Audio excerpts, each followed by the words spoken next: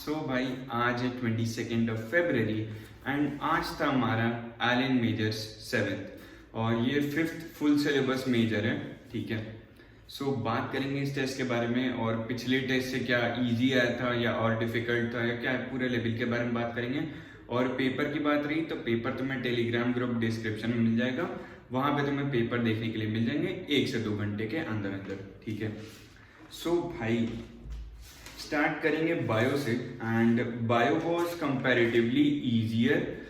मतलब आज वाला तो बहुत सीधा सीधा पेपर था, मतलब ज़्यादा दिमाग नहीं लगाना था। एंड मैंने 68 क्वेश्चंस के आसपास अटेम्प्ट किए हैं और मेरा इसमें से 12 क्वेश्चंस गलत हैं। भाई 3-4 तो मैं इतनी सिली मिस्टेक्स किया था ना, एंड मैं क्या ही बोलूँ भाई। अब मैं पूरा स्टेटमेंट ही नहीं पढ़ रहा हूँ और फिर भी मैं आंसर मार्क कर दिया था, तो उसकी वजह से मेरे 2 क्वेश्चंस तो ऐसे ही सीधी मिस्टेक में गलत हुए। एंड जब मैं पेपर मिला रहा था तो मुझे वो चीज़ पता चल गई थी कि भाई तुमने अब काम कर दिया है, और मुझे फिर लग गया था कि 10-12 क्वेश्चन तो मेरे गलत होने ही होने हैं। अगर 2 मुझे ऐसे ही एरर दिख जा रहा है तो उससे ज़्यादा तो मेरे गलत होने ही होने हैं। और पेपर में भाई आज डायग्राम बेस्ड क्वेश्चन भी आया था। प्लांट किंगडम के डायग्राम है, क्लेमाइडोमोनास, वॉलवॉक्स और कारा का डायग्राम है। और यहाँ पे भी ये भी काफ़ी अच्छा क्वेश्चन था डायग्राम बेस्ड। भाई आज 2-3-4 क्वेश्चंस थे ऐसे जो प्रॉपर डायग्राम बेस्ड और डायग्राम के बिना सॉल्व ना हो, तो काफ़ी अच्छा लगा ये देखकर, क्योंकि ये लोग ज़्यादा डायग्राम बेस्ड क्वेश्चन डालते नहीं है जल्दी जल्दी। ठीक है। और मैथ्स का कॉलम भी पहले जैसे ही थे, मतलब कुछ कम या ज़्यादा नहीं हुआ है। बट भाई आज मुझे काफ़ी लंबा चौड़ा असर्शन रीज़न देखने के मिला विच वॉज ईजी। मतलब इसमें कुछ डिफिकल्ट नहीं था, क्वेश्चन ईजी था बट लंबा था, टाइम टेकिंग।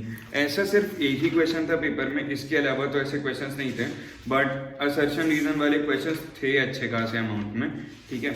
और ये कंपैरेटिवली पिछले वाले से भी ईजी था। ये वाला जो आज पूरा पेपर हुआ था ना, ये ओवरऑल ईजियर साइड पे ही था।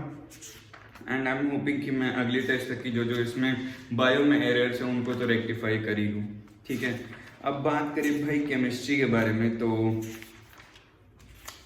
केमिस्ट्री में तीनों सब्जेक्ट्स का, तीनों पार्ट्स का वेटेज इक्वली था, 15-15-15 जैसे रहता है। और भाई यहाँ पे लाइन से सवाल देते हैं सब, एटम, मोल, इक्विलिब्रियम और उसका थर्मोडायनेमिक्स, फिर सॉल्यूशन, इलेक्ट्रोकेमिस्ट्री। मतलब एक पूरा फ्लो रहता है भाई कि अगर तुम्हें ऑर्गेनिक लाइन से याद है ना तो तुम लाइन से उसको अटेम्प्ट करते हुए जाओ। और भाई आज का पेपर में अगर केमिस्ट्री के टर्म्स में बोलूँ, फिजिकल वाला तो मुझे इजी ही लगा, क्योंकि जो डिफिकल्ट वाला पार्ट था वो तो मैं सॉल्व ही नहीं कर पाया। मतलब मैं थर्मोडायनेमिक्स नहीं पढ़ा हूँ, इलेक्ट्रोकेमिस्ट्री नहीं पढ़ा हूँ और सॉल्यूशन, इन्हीं तीनों में से तो अच्छे सवाल आए थे, ये मैं किया नहीं हूँ। तो बाकी सारे सवाल तो भाई इजी साइड पे ही थे। और आज बहुत ज़्यादा स्टेटमेंट वाला क्वेश्चन नहीं आया इसमें फिजिकल में, सिवाय एक को छोड़ करके इजी साइड पे था ये वाला जो स्टेटमेंट वाला क्वेश्चन आया था। ठीक है। बाकी तो स्टेटमेंट वाले क्वेश्चन आज थे नहीं, और एक इलेक्ट्रोकेमिस्ट्री पे आया था। इसके बाद भाई बात करूँ ऑर्गेनिक में, तो ऑर्गेनिक मुझे आज देखने से थोड़ी सी तो डिफिकल्ट लग रही थी। मतलब मैं ऑर्गेनिक अटेम्प्ट ही नहीं किया, मैंने सिर्फ 4 क्वेश्चन किए थे, बट मुझे थोड़ी सी तो डिफिकल्ट लग रही थी देखने में। अब I don't have a good idea about organic, क्योंकि मैंने सॉल्व भी नहीं किया। बाकी इनऑर्गेनिक की बात करूँ तो इनऑर्गेनिक ईजियर साइड पे ही था। मतलब जैसे नॉर्मली रहता है ना कि ये सब बाहर से क्वेश्चन डाल देते हैं, जैसे इनऑर्गेनिक में ही ये सब डिफिकल्टी बढ़ा रहे हैं, लेकिन फिजिकल और ऑर्गेनिक सेम ही लेवल पे था, इजी ही साइड पे था, कुछ बहुत ज़्यादा डिफिकल्ट मुझे नहीं लगा। ठीक है। बाकी तो इनऑर्गेनिक में मैंने 3-4 ही क्वेश्चन किए थे। और फिजिक्स की बात करूँ भाई तो फिजिक्स आज अच्छा आता है। फिजिक्स ने मुझे तोड़ दिया भाई, मैं क्या ही बोलूँ। मैं भाई फिजिक्स के बारे में कुछ ना बोलूँ तो ज़्यादा बेटर है। मतलब मेरे लिए तो डिफ़िकल्ट था भाई फिजिक्स।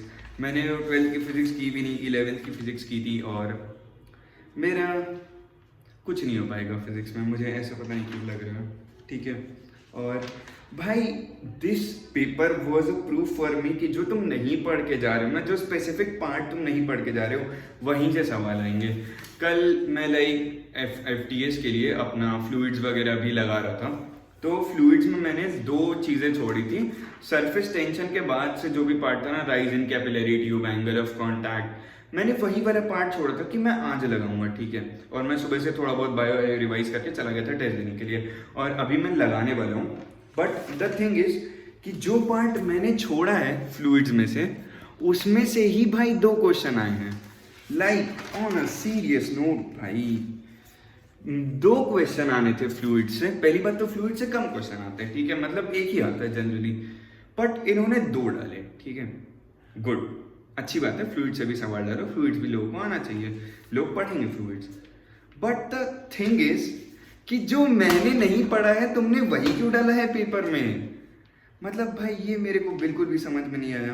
और मैं अपने स्कोर की बात करूं तो स्कोर ऐसा है कि मैं बताना नहीं चाहूँगा। It's below 300 and it's below 250 and it's above 200, तो मतलब 200 से 250 के बीच में है।